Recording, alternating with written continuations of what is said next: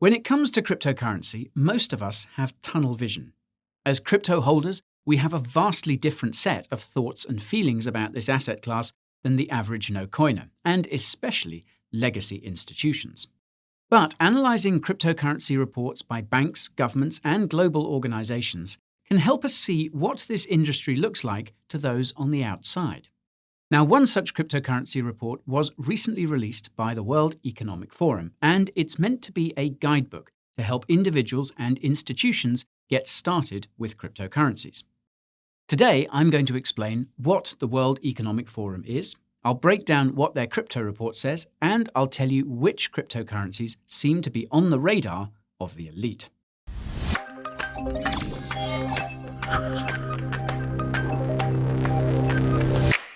Before we break down this report, I need to give you a disclaimer, or else I might end up in court. Financial advice is not something I can provide. This video is just to help grow your mind.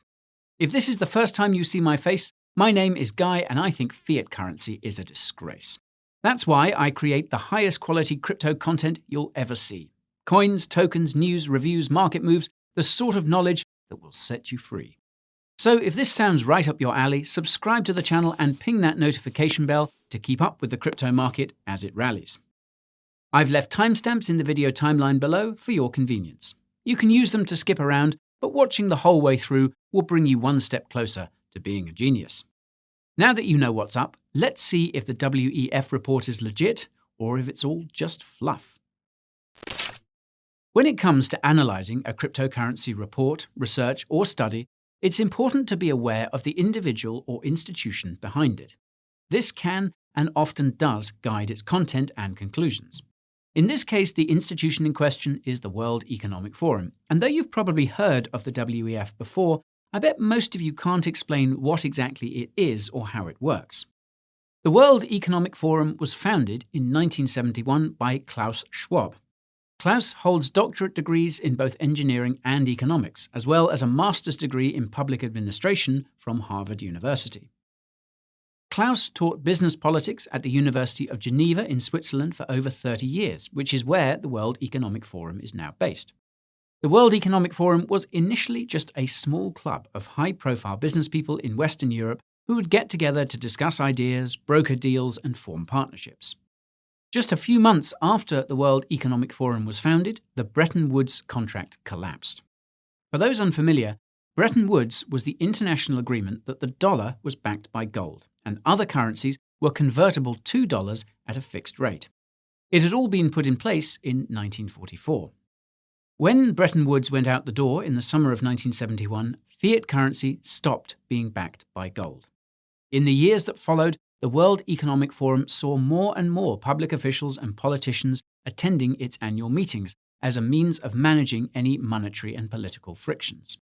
Today, the World Economic Forum consists of nearly 4,000 of the most powerful people in public office and private industry. All World Economic Forum members must pay an annual fee ranging from 50 grand to over 600 grand, and they must meet a laundry list of other requirements before even being considered for membership. The World Economic Forum is famous for its annual summit in Davos, where these elected and unelected officials discuss the future of the world without our input.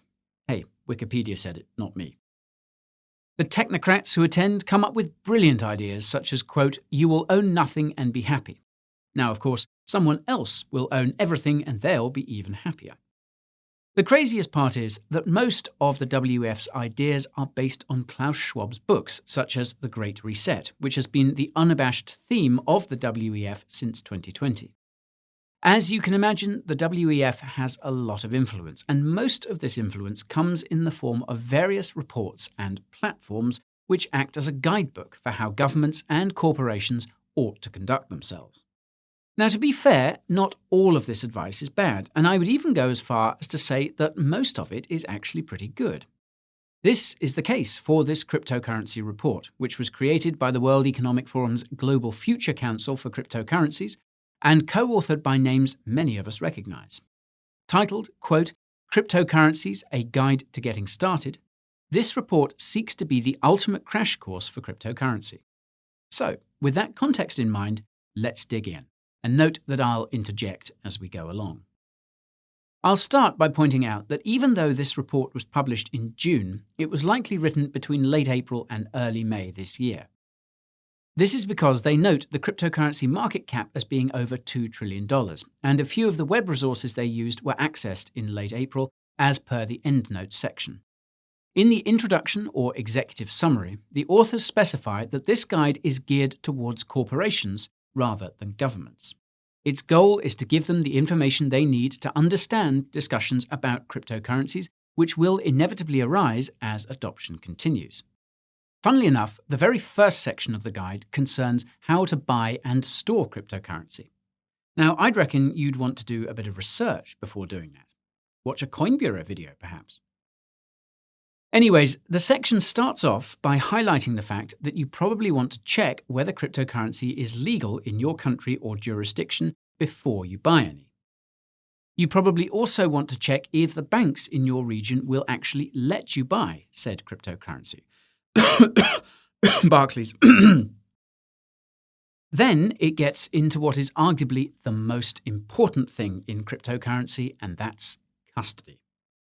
Cryptocurrencies can, of course, be custodied, i.e. held, in two different ways. In your own cryptocurrency wallet or on someone else's cryptocurrency wallet, specifically a cryptocurrency custodian. Individuals typically prefer to custody their own cryptocurrency, whereas institutions will tap third-party crypto custodians. There are, of course, trade-offs with each. With the former, you have total ownership of your assets, but the responsibility that comes with it means you can't sue anyone to get your money back if you lose your private keys or get hacked. If this epic fail happens at the hands of a third party, however, there's lots of damages that can be claimed, possibly even beyond the dollar value of the coins or tokens which were lost. The authors also briefly touch on multi-signature wallets, which can be a convenient setup if you're storing large amounts of crypto as an institution and even as an individual. This might sound a bit strange, given that if you're in total control of your assets as an individual, there's theoretically no need to have other people involved.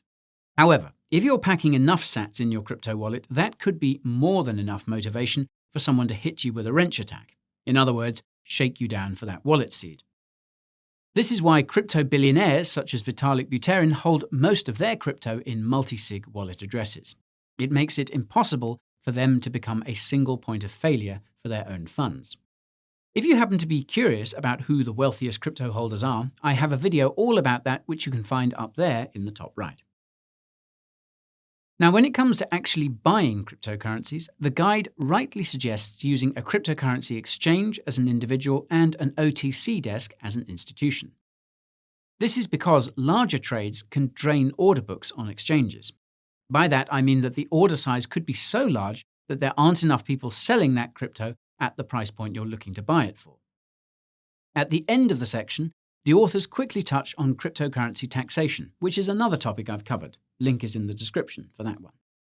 They also briefly explain how to send a cryptocurrency transaction, and I reckon it would have helped if they'd included a few images with all of that empty space on the page. The second section of the World Economic Forum's Cryptocurrency Guide is the longest, and it gives you a surprisingly comprehensive breakdown of how cryptocurrency blockchains work. An entire page is not so subtly dedicated to dismissing the myth that all cryptocurrency transactions are completely anonymous. Most crypto transactions are pseudonymous because you can see every single one of them using a blockchain explorer. Although the wallets taking part in any given transaction are not connected to real-world identities by default, it's not all that hard to figure out who owns that wallet.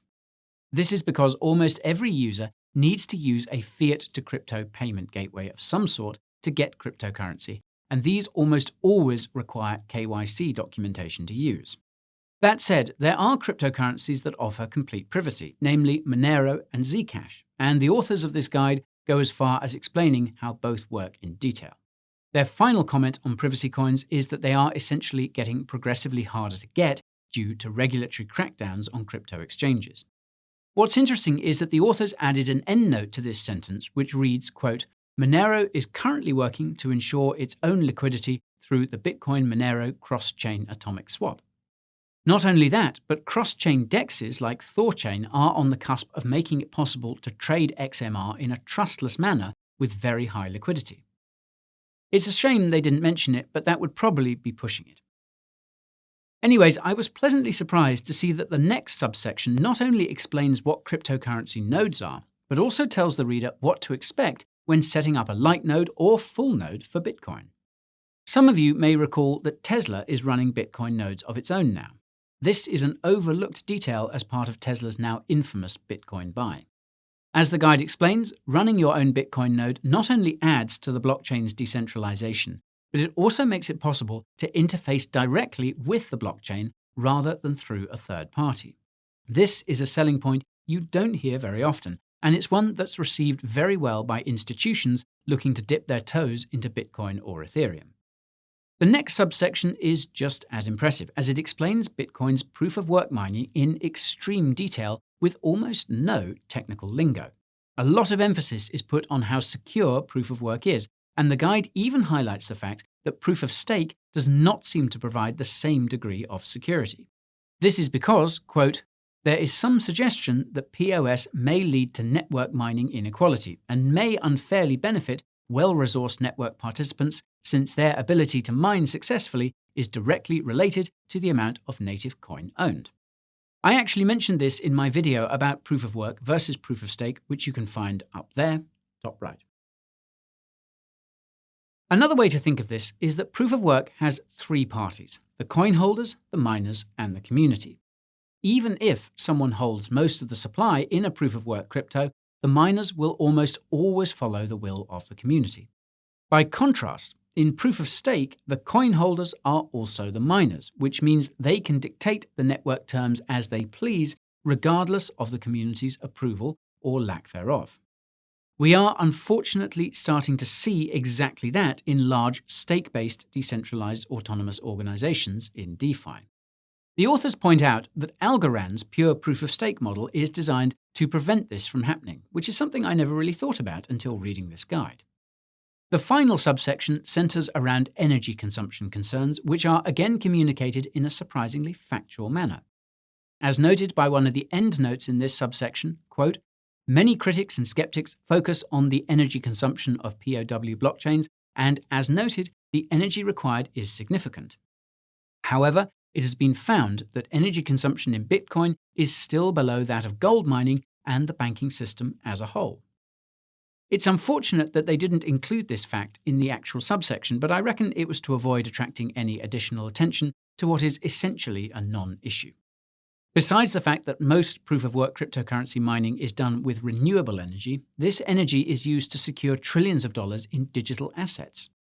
To quote one of the MIT crypto lectures by SEC Chairman Gary Gensler, cryptocurrency's energy use is neither good nor bad on its own, as it is fundamentally a trade-off. You can learn more about the effects that crypto mining is really having on the climate by watching my video on that topic. It's down there in the description if you're interested. The third section of the World Economic Forum's crypto guide is titled Programmability, and that is, of course, code for Ethereum. Oddly enough, almost half of this section explains the importance of different coding languages when creating cryptocurrency smart contracts. As some of you will know, the flexibility of Ethereum's Solidity code consequently makes it vulnerable to human error, which can and has cost users hundreds of millions of dollars. The other half of the section just gives a quick explanation of how Ethereum works, and two things stuck out to me here. Firstly, the authors highlight the potential that blockchain has to disrupt data-based digital advertising by allowing users to have total control over the content they generate on the web, or in this case, Web 3. Second, and most importantly, they note that the decentralized nature of the cryptocurrency blockchains which underlie decentralized applications make them impossible to censor or shut down. These are two additional points I wish the authors had expanded on, but I imagine some of the corporate heads reading this would start to wonder whether their entire business models were under threat. Newsflash, they are, and good riddance. The fourth section of the WEF's crypto guide briefly explains governance, which is a topic that doesn't get discussed enough, in my opinion. The authors start by saying that governance exists on a spectrum, and decentralized organizations on both the on-chain and dApp levels are constantly trying to find the sweet spot in terms of who gets to control what. Again, there are trade-offs here. If a cryptocurrency, blockchain, or dApp is too decentralized, the lack of a leader means it can take years before consensus is reached on a certain issue or upgrade, as we've seen with Bitcoin. Conversely, centralized cryptocurrency projects can move a lot faster as far as development goes, and it's why many of them start off centralized out the gates. As noted by DeFi Watch founder Chris Black, the unfortunate reality is that most crypto projects which start off centralized are likely to stay that way for a very long time, possibly forever.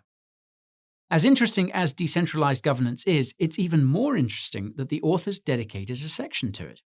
I reckon that's because coordination is extremely hard to do even within a centralized corporation.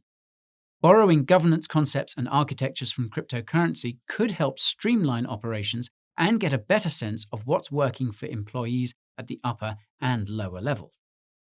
The fifth section of the WEF's crypto guide is probably the most exciting, and that is throughput and scalability. The reason why this section is so exciting is because a lot of the transaction speeds that cryptocurrencies claim to have are rarely confirmed, and most of them end up being false. Moreover, this guide is likely to meet the eyes of some very powerful people, meaning all of the cryptocurrencies mentioned in it have VIP status as far as exposure goes. As you can see here, the authors have put 6 cryptocurrencies in the spotlight: Algorand, Cardano, Celo, XRP, Solana, and Stellar. This list is pretty predictable for a few reasons. For starters, Algorand, Celo, and Stellar all have transaction per second speeds in the thousands, as well as instant finality, which means that you know a transaction is good the moment it's sent, rather than having to wait for confirmations. All 3 of these crypto projects also have close connections to regulators and international organizations. Algorand owes this to its founder, Silvio Micali, who is a professor at MIT, and MIT just so happens to be one of the institutions the United States has partnered with to develop its CBDC. Algorand also seems to be the favorite of the bunch, given that it's at the very top of the list and is mentioned many times elsewhere in the document, most notably the blockchain section I discussed earlier. It's a damn shame that the Algo token has such terrible tokenomics, because otherwise Algorand would probably be one of the largest cryptocurrencies by market cap. Now, you can learn more about Algo's tokenomics by watching my video all about Algorand. It's up there in the usual spot, top right. Celo and Stellar, on the other hand, have been working hard to get on the good side of the right people, both inside and outside of the United States, and both of their top brass spoke at the IMF conference for cross-border payments in the fall of last year, alongside central bankers. This event actually inspired me to make a video about a secret plan to turn USDC into a CBDC built on the Stellar blockchain, and I'll leave a link to that video in the description if you're curious about how I connected those dots. Although Cardano has not been nearly as focused on flattering regulators in the West, the project has secured some serious partnerships with various African nations, namely Ethiopia. The contract in question involves the rollout of a digital identity system used to track student and teacher performance in much of the country, with expansions to follow. This must be the reason why Cardano is on this list, because its TPS speed is currently fewer than 300, and it also does not offer instant finality. Now, Cardano will of course scale exponentially in the future, but that wasn't mentioned in this guide.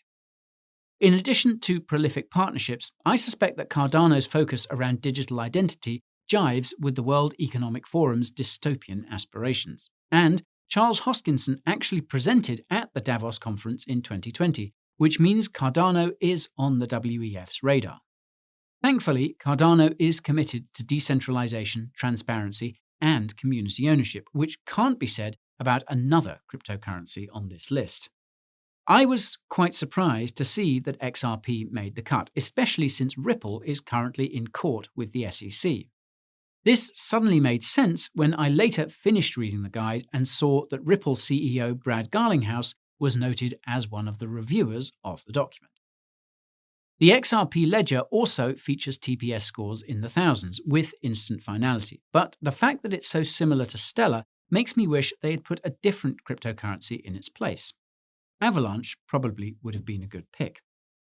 Last but not least, we have Solana, whose TPS is not mentioned in the guide. This makes me wonder if Solana's TPS claims are a bit exaggerated, but the origin of this omission probably boils down to the bias of the people who penned the report. Most of the writers and reviewers are heavily invested in the ecosystems of the other cryptocurrencies mentioned in the document.